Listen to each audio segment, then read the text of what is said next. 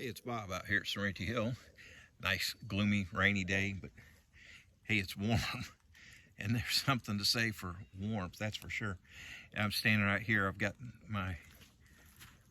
just checking out my little perennial flower bed that I put in for Deb. I've got 3 hostas that have come up, and irises are sending up shoots. Daylilies are coming up, so that's good.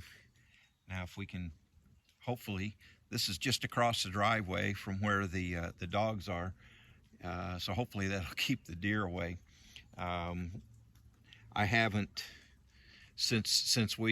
I used to see deer sign up around the house site all the time. I'd come out here after not having been out here for a couple weeks working, come out here to do some work while I was building the piers, and I'd see hoof prints and deer scat all the time up here around the house. But when we moved out here, I haven't seen any more deer sign or scat. The only issue we've had with deer here is when we were gone for about 5 days a year ago, about a year and a half ago now, I had some sunflowers that were just absolutely beautiful. And boy, they were, nice flowers, dwarf sunflowers, and the seed pod in them was probably the size of a coffee saucer or a dessert plate. I mean, they were good size. I was looking forward to getting some good seeds out of those. We came back after being gone for 5 days, and the dogs weren't here. We had them boarded, and came back after 5 days, and the deer had eaten everything except for the stems on the sunflower seeds. Oh, and the stems for the leaves. They ate the leaves but left the stems, and they ate the sunflower pods and the blooms. I mean, and I know it was deer because there were some deer prints. So hopefully, with us being here, the dogs are just on the other side of a driveway, and we're in here every day. And hopefully, they won't eat my hostas and my irises, but we'll see. I may have to do something there. So I just thought I'd take you around and show you a couple things that are going on here. All right, well, one of the things that's going on here is I have managed to get these 4 logs up on my trailer, and I'll be taking them in about 2 days to get them cut into boards.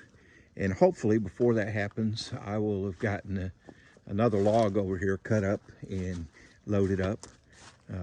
I've got the other half of the tree trunk that I'll be showing you up in the house over here to work on, and hopefully these will show up well. The dogwoods are starting to bloom.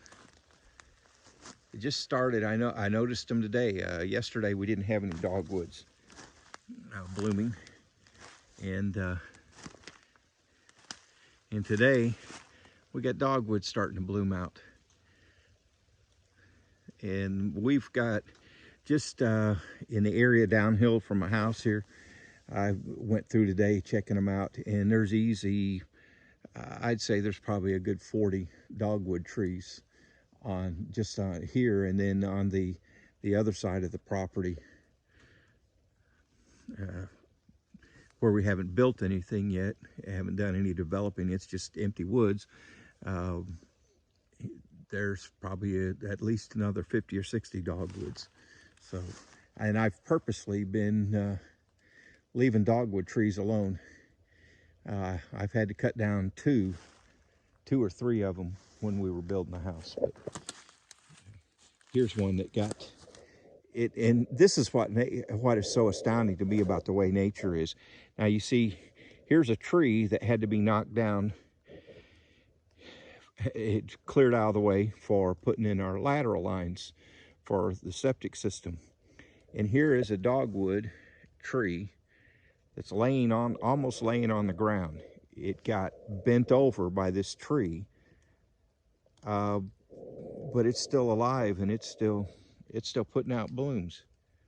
Isn't that amazing? Nature is just absolutely amazing. So hopefully I'll get this tree cut out of the way here, and maybe it'll straighten up. Um, but it just never ceases to amaze me how resilient nature is. It's starting to rain out there, so I do have sense enough to come in out of the rain every once in a while. Another thing I was working on today, that behind me, is a tree trunk that again, that's one of the ones that had to be pushed down, cleared out in order to put in the septic system, and it had been laying there for a while. It's got some black stain on it and some of the grain, but it's good and solid. Probably from getting wet, but at any rate, I stripped that off, and I hollowed it down, and this thing is 10 foot 3 inches tall. It was over 12 foot when I brought it up here, but I had to cut about 2 foot off of it, and I've got it right now standing up here just held up with rope. But that's one of the projects I've been working on, and I've got the other one out there that I've got to get cleared off on the outside and hollowed out on the inside. I can't, even with two people, you know, Deb can't really lift anything that heavy, and trying to do it by myself with it just cut in half is just darn near impossible. But when I hollow it out inside, boy, it's amazing. I was actually able to take this thing here and lift that up off the ground and put it up on the, off my cart, lift it up 4 foot onto the floor here, and then today I did some more cleanup on the outside of it, and cut the end of it off, and got it mounted up here. And so what you'll see when you come in, shift to a different view here. All right, so what you'll see when you enter the hallway is there'll be one of these on either side of the hallway, these tree trunks. And I haven't decided if I'm going to just put some boiled linseed oil on it, if I'm going to stain it or whatever, but I thought that'd make a nice little entrance, really stand out going into the hallway. And then up through the center of it, I'll put some wiring. The white wires that you see up here are for lighting. One of those is the hallway lighting. And what I'll do is I will tie into that lighting, and I will put a bulb on either one of those posts, and use one of those color shift changing like LED nightlight bulbs in there, and that'll actually reflect off the ceiling. I've got about a 1/4 inch I got to cut off this one to get it to fit just right, but got that in place and out of my way. It's not on the floor anymore in my way, and I've got it just tied up there with some rope for right now. But yeah, let me zoom out some. Yeah, there you go. So that's what it'll look like, one on either side. And then over this wall right here, between the doors tied up to one of the bookshelf units, but from this wall right in here is going to have plywood on it, and then some sheetrock on top of that, and that'll be Deb's picture wall, where she can just put all the pictures and mementos and everything she wants up there. And then this other one, this is the pantry. It'll have bifold doors for the pantry, and then the doors for the laundry room, and a separate smaller door to access where the water heater and water panel and utility panels and everything are. So anyway, yeah, that was kind of fun getting that up there, but managed to do it, and nobody got hurt. So since it's raining, I won't be doing any more outside stuff, but it's going to rain the next 2 or 3 days. So I've got some projects to do up here undercover. One of the things I'm going to work on is, see that big pile of cedar there? That's going to be my next thing. What I'm doing, this is the stuff that I've been, I cut these end pieces off the logs that go in the wall to get them to the final size, and I've been saving these instead of throwing them away. So I'm going to go through and pick out the ones I want to keep, but these will end up going on the wall in the laundry shed when I convert it to my study. So I have cordwood wall inside the laundry shed, but it'll just be the thin pieces of wood, the offcuts. So even scrap gets used. Another thing I'm going to be working on this week, I've been working on the design for our couch. And it's going to be an L-shaped couch going in the corner. Let me turn around a bit here. It's going to go in the corner, one side underneath these 2 windows, and then coming back this way under that other window. And so instead of going out and buying one of these motion ones and like, I'm going to build one. Something I've always wanted to do. It may sound kind of crazy, but it's something I've always wanted to do. And there'll be storage in the center section of it. Instead of seating, it'll be storage. And I'm going to make plywood arms, but they'll be curved. I'll bend that plywood, it'll be oak veneer plywood, and I'll bend that. I'll show you guys when I get to that point. I'll show how that works out. Cup holders and a little recess for the remote instead of just sitting it on the arm so it gets knocked off on the floor and all that. And then underneath the seats, I'm going to make some boxes on wheels. I'll pull out just some storage boxes. And now the fronts of that I'll put some foam padding on it and material on it, just like what we're going to use for the seat cushions for the couch. So it will blend right in. So my goal is to make something that doesn't look homemade, and it'll be really, really nice, fit perfectly in the setting, and have some storage that we want at the same time. So, and Deb was asking me, she said, well, how much is that going to cost? That's a lot of wood. Well, the framework really isn't, I don't know, the framework isn't that difficult to build, and it doesn't require a lot of big, heavy lumber.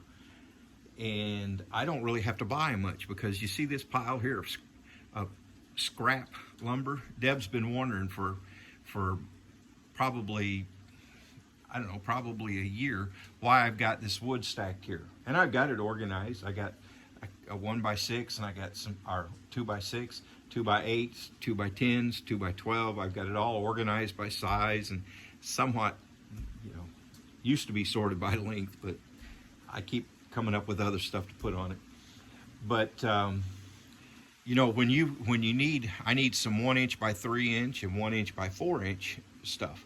Well, when you buy 1x3s at the store, they're 3/4 inch by 2.5 inch. A 1x4 is 3/4 inch by 3.5 inch. And what I'm going to do with these is, this is all 2x material. So what I'll do is I'll cut it using my table saw. I'll cut it down into actual 3 and 4 inch pieces, strips, and then I'll be able to use my table saw again, raise the blade all the way up, and run it along the rip fence and cut it in half to get my 3/4 inch thick or so wood. So I've got enough material here that I can probably, I probably might have to buy a few pieces of wood for the back frame, but most of the wood I need for the internal frame pieces, the side frame pieces, are the main frame pieces for this thing. I've got enough wood here to cut down these 2x8s and 10s and 12s and cut those into 1x3 and 1x4 material to use to make the framework that I need for this couch. So that's pretty cool. Now I will have to buy some, I'll end up having to buy a little bit, but I won't have to buy everything. And that's one of the reasons why I don't throw anything away as far as wood. It's too expensive to throw away. Deb's always, why don't you put that on the burn pile? Put that on the burn pile. Well, that's gold. So that's another thing I'll be working on this week while it's rainy, is I'll go ahead and get my table saw set up and to make my cuts, and just rip those down and get them cut to the 1x material that I need, so that when I get to that point, I've already got it. Gives me something to do on a rainy day. All right. So that's one of the things that I think is kind of important when you're doing something like this. You know, boy, the rain really sets you back on doing a lot of things construction wise. So if you have the luxury of a space that's dry, so you can plan some rainy day activities and have some of those projects that you go, okay, it's going to be raining, I'll work on this today, and then you don't feel quite so frustrated sitting there not doing anything. Now you can see, maybe you can see on the back side of this, yeah, there you go, how I've hollowed that out. Hollowed the log out, and that lets me be able to actually move it. So just a little something kind of rustic. And like I said, I don't know yet how I'm gonna, if I'm just gonna put some boiled linseed or some Danish oil on it, maybe a light finish, but